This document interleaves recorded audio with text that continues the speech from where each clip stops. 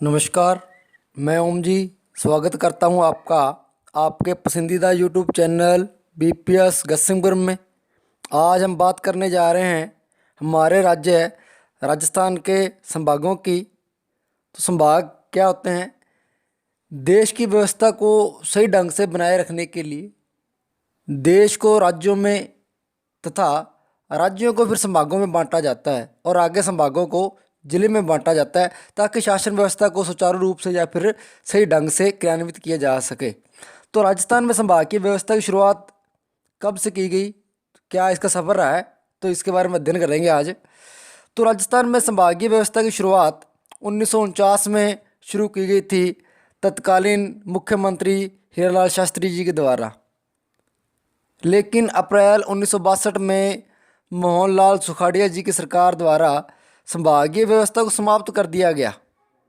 यानी कि जिस व्यवस्था को 1949 में हीरालाल शास्त्री जी की सरकार ने शुरू किया, उस व्यवस्था को 1962 में मोहनलाल सुखाड़िया जी की सरकार ने समाप्त कर दिया। यहाँ पर नोट करने वाली बात है, मोहनलाल सुखाड़िया जी को आधुनिक राजस्थान का निर्माता भी कहा जाता है क्योंकि इनका शासनकाल मुख्यमंत्री के रूप में लगभग 17 वर्ष तक रहा था। इसलिए मोहनलाल सुखाड़िया जी को आधुनिक राजस्थान का निर्माता भी कहा जाता है। तो बात चल रही है राजस्थान के संभागों की। तो उसके बाद में 15 जनवरी 1987 में हरिदेव जोशी सरकार ने संभागीय व्यवस्था को पुनः या फिर दोबारा शुरू कर दिया। 1949 में हीरालाल शास्त्री जी ने शुरू किया, 1962 में मोहनलाल सुखाड़िया जी ने इस व्यवस्था को समाप्त किया। फिर हरिदेव जोशी की सरकार आई और उन्होंने इस संभागीय व्यवस्था को 1987 में फिर शुरू कर दिया। वर्तमान में राजस्थान में 7 संभाग और 33 जिले हैं। आइए आज चर्चा करते हैं वो 7 संभाग कौन से हैं और किस संभाग में कौन सा जिला आता है या फिर उसकी विशेषता क्या है।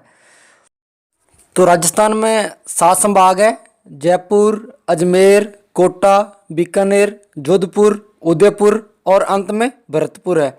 अब एक एक की चर्चा करते हैं। सबसे पहले है जयपुर। इसके लिए मैंने एक छोटी सी ट्रिक बना रखी है ताकि जयपुर संभाग के जिलों को याद करने में आसानी रहे। ट्रिक जैसे है जदों असी झुंझे, जदों असी झुंझे। अब देखिए इसमें कौन कौन सा जिला कैसे बनेगा। जय से जयपुर, दो से दौसा, ए से अलवर, सी से सीकर और झुंझे से झुंझुनू बनेगा। इस प्रकार से ये जयपुर संभाग के 5 जिले हो चुके हैं। अब इस संभाग की विशेषता क्या है? तो इस संभाग का जो क्षेत्रफल है वो 36,615 वर्ग किलोमीटर है। तो ये हमारा पहला संभाग हुआ जिसके अंदर 5 जिले थे। दूसरा है अजमेर संभाग। इसकी ट्रिक मैंने बनाई है अभी ना टोक। मैं यार कोई कार्य कर रहा हूँ, मेरे को अभी ना टोक, इसके लिए ट्रिक है जी। इसके अंदर कौन कौन से जिले आते हैं, जैसे एस से अजमेर, भी से भीलवाड़ा, ना से नागौर और टोंक से टोंक हो गया। तो ये अजमेर संभाग में 4 जिले हो चुके हैं। तो इसका विशेष विवरण क्या है? अजमेर संभाग का जो क्षेत्रफल है वो है 43,848 वर्ग किलोमीटर है। अजमेर संभाग को मध्यवर्ती संभाग भी बोला जाता है, इसीलिए अजमेर संभाग की बाकी 6 संभागों के साथ अपनी सीमा भी लगती है। तो ये अजमेर संभाग होगा, इसमें 4 जिले आ गए। उसके बाद में तीसरा संभाग हमारा कोटा संभाग है। इसके अंदर 4 जिले हैं। इसकी ट्रिक मैंने क्या बना रखी है, कोजा बाबू, बाबू है लेकिन वो कोजा है, उसकी ट्रिक ये बना रखी है। तो को से कोटा, जा से झालावाड़, बा से बारां और बू से बूंदी। कोटा संभाग के अंदर 4 जिले हैं। इनकी ट्रिक है कोजा बाबू, को से कोटा, जा से झालावाड़, बा से बारां और बू से बूंदी, यानी कि लड्डू बूंदी आप खाते ही हो। उसके बाद में इस कोटा संभाग का क्षेत्रफल क्या है, 24,204 वर्ग किलोमीटर है। कोटा संभाग की और भी एक विशेषता है कि सबसे ज़्यादा नदियाँ इसी संभाग में पाई जाती है। उसके बाद में 4 नंबर पर बीकानेर संभाग जो हमारा संभाग है। तो इसकी मैंने ट्रिक बना रखी है। इसके अंदर भी 4 जिले आ रहे हैं। बिहंग चूरू, बिहंग चूरू को कैसे जिलों में बांट सकते हैं अपने आगे, जैसे बी से बीकानेर, है से हनुमानगढ़, गया से गंगानगर और चूरू से चूरू।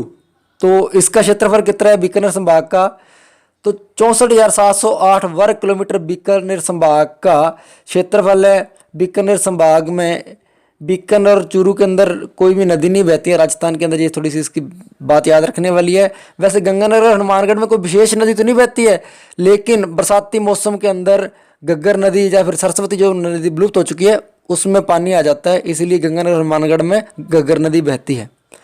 पांचवा संभाग है हमारा जोधपुर। इसके अंदर 6 जिले आ जाते हैं। इसकी ट्रिक क्या बना रखी है, जोशी बाजा पाजे। जोशी बाजा पाजे, बाजा तो आपको पता है कैसे बजता है ना, तो इसकी ट्रिक मैंने बना रखी है।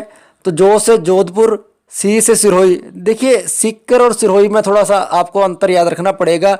अगर जयपुर की बात आ रही है तो सीकर आएगा, उसके पास ही है। अगर जोधपुर की बात आ रही है तो सिरोही आएगा, थोड़ा ध्यान रख लेना, ठीक है। तो जो से जोधपुर और सी से सिरोही, बा से बाड़मेर, जा से जालौर, पा से पाली और जे से जैसलमेर। तो ये इसकी ट्रिक है 6 जिलों की। जोधपुर का क्षेत्रफल कितना है संभाग का, तो जोधपुर संभाग का क्षेत्रफल 1,17,800 वर्ग किलोमीटर है, जो कि क्षेत्रफल की दृष्टि से सबसे बड़ा संभाग है। ये हुआ जोधपुर संभाग, 6 जिले थे। इसके बाद में आगे हम बात करते हैं उदयपुर संभाग की। उदयपुर संभाग के अंदर भी 6 जिले हैं। इनकी हमने एक ट्रिक बना रखी है, वो है उदयराज डूंगर। उदयराज डूंगर, प्रताप बांची, 6 जिले हैं, थोड़ा ध्यान से सुन लेना। उदय से उदयपुर, राज से राजसमंद, डूंगर से डूंगरपुर, प्रताप से प्रतापगढ़, बांस से बांसवाड़ा और चित से चित्तौड़गढ़, महाराणा प्रताप वाला। उदयपुर संभाग का क्षेत्रफल कितना है, 36,942 वर्ग किलोमीटर है। 6 जिले थे उदयपुर संभाग के अंदर। अब 7वां और अंतिम संभाग हमारा भरतपुर है। इसके अंदर 4 जिले हैं। इसकी हमने क्या ट्रिक बना रखी है, भरत सवाई धोख। भरत सवाई धोख, तो भरत से भरतपुर, सवाई से सवाई माधोपुर, दो से धौलपुर और कै से करौली। तो ये भरतपुर संभाग के 4 जिले होंगे। इसका क्षेत्रफल 18,122 वर्ग किलोमीटर है, जो कि संभागों में क्षेत्रफल की दृष्टि से सबसे छोटा संभाग है। अब देखिए इसमें महत्वपूर्ण क्वेश्चन क्या बन सकते हैं, उनको देख लेते हैं अभी हम। क्षेत्रफल की दृष्टि से सबसे बड़ा संभाग कौन सा, जोधपुर। क्षेत्रफल की दृष्टि से सबसे छोटा संभाग कौन सा, भरतपुर, ठीक है। उसके बाद सबसे नदियों वाला संभाग कोटा। सभी संभागों से संपर्क रखने वाला संभाग अजमेर। मैं पूरे यकीन के साथ कह सकता हूँ, अगर आप इस वीडियो को एक बार या 2 बार अच्छी तरह पूरे ध्यान से देख लो ना, तो राजस्थान के ज़िलों के नाम, संभागों के नाम आप ताउम्र नहीं भूलोगे। अगर आपको यह वीडियो अच्छी लगी हो, पसंद आई हो, तो कृपया करके प्लीज़ वीडियो को लाइक, कमेंट्स, शेयर और चैनल को ज़रूर सब्सक्राइब कीजिए। धन्यवाद।